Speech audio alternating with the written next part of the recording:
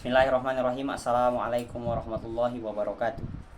Perkenalkan, nama saya Teguh Syauqi Mu'affar Habib. Saya merupakan mahasiswa Prodi Hukum Pidana Islam Fakultas Syariah dan Hukum Universitas Islam Negeri Araniri, Banda Aceh. Saya di sini ingin menyampaikan sejarah pensyariatan hukum Islam, yaitu tiga hal. Yang pertama adalah kodifikasi ilmu fikih, 2 tokoh dan karya, dan 3 pola dan sistematika penulisan kitab-kitab fikih pada masa keemasan. Baiklah, yang pertama adalah kodifikasi. Kodifikasi itu merupakan masa di mana peningkatan atau improvement dari segala hal yang berbau tentang hukum, terkhususnya itu adalah hukum fikih. Dan situ mencangkup pada masa-masa keemasan ilmu fikih. Masa keemasan fikih itu merujuk pada masa-masa di mana para pemikir dan ulama Islam mengembangkan dan memperkaya ilmu fikih.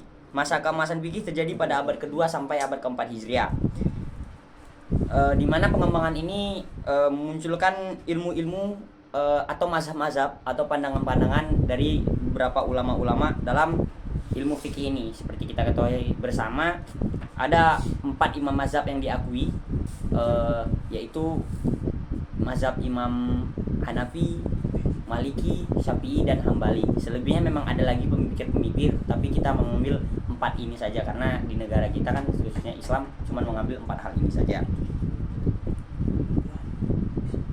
Selama masa keemasan fikih ini, para ulama dan pemikir Islam juga mengembangkan beberapa metode-metode dan alat-alat untuk memahami dan mengaplikasikan hukum Islam dalam kehidupan sehari-hari dan tokoh karya pada masa keemasannya.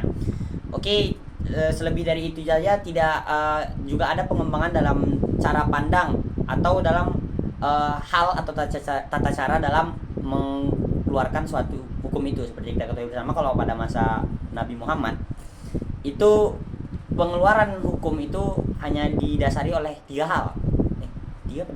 Tiga hal. Yang pertama itu Al-Quran, kedua hadis, dan ketiga itu adalah ijma. Sudah ijma.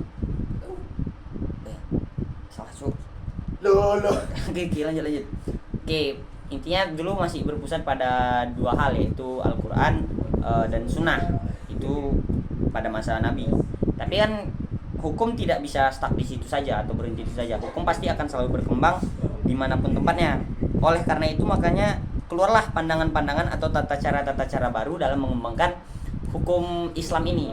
Seperti contoh, ketika Islam datang ke Irak, situ mulai keluar lagi cara-cara baru dalam mentahridskan suatu hukum atau memfatwakan suatu hukum. Karena Islam tidak menjadi agama yang menyusahkan. Nah, harus seperti ini. Islam itu memberikan cara yang lebih mudah lagi kepada para umat-umatnya untuk memberikan suatu peraturan atau fatwa-fatwa dalam agama. Selanjutnya adalah karya-karya dan sistematika penulisan kitab-kitab fikih pada masa keemasan. Karya-karya tersebut memiliki pengaruh dan yang besar dalam pengembangan ilmu fikih dan menjadi rujukan utama dalam memahami hukum Islam.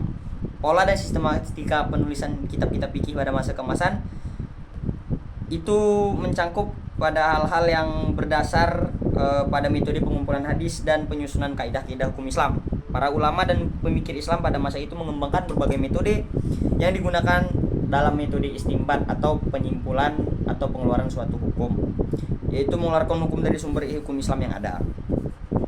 Selain itu, pada masa itu juga muncul berbagai karya tulis yang diatur secara sistematik, seperti kitab-kitab fikih yang dibagi menjadi bab-bab dan disusun berdasarkan tema-tema tertentu. Mungkin hanya itu yang dapat saya sampaikan. Kurang dan lebih saya mohon maaf. Sedikit tambahan tadi untuk tokoh-tokoh yang berperan lebih atau tokoh-tokoh yang bergerak dalam hukum bidang fikih.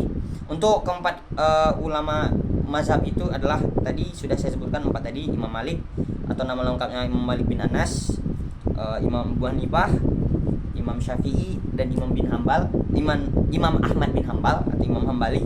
Dan terakhir itu adalah Imam Al-Bukhari yang bergerak dalam bidang takhrijul hadis. Mungkin aku qouli hadza wa astaghfirukum. Assalamualaikum warahmatullahi wabarakatuh.